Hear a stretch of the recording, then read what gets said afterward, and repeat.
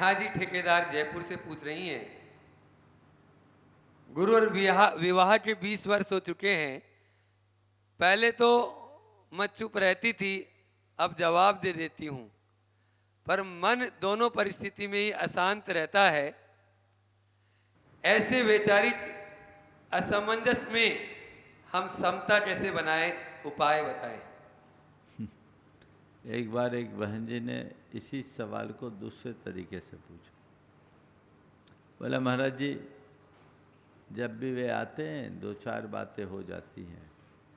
पहले तो मैं चुप रहती थी, लेकिन अब मुझसे सहन नहीं होता, मैं भी जवाब दे देती हूँ। कहाँ तक सहन करूँ महाराज, 25 बरस हो गए शादी के, कब तक झेलूँ। महाराज से मैं क्या करूँ। मैंने उनसे सवाल किया, ये बताओ, जब आप चुप रहती थी तो क्या होता था, और अब आप जवाब देने लगी तो क्या होता।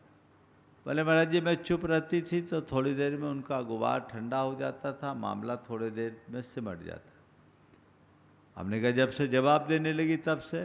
बोले, जवाब देने के बाद क्या होता महाराज, रात भर एक दूसरे का मुंह खुला रहता है, शीत युद्ध चलता है।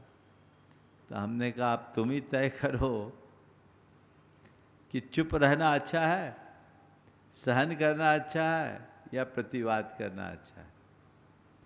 अगर ये तय है कि रहना हम एक दूसरे के साथ ही है, उसके बिना जीवन चलेगा नहीं, तो क्यों ना एक दूसरे का स्वभाव मानकर हम एक दूसरे को बर्दाश्त करने की क्षमता विकसित कर लें। प्रतिवाद और प्रतिक्रिया में कभी अच्छे परिणाम नहीं निकलते हैं।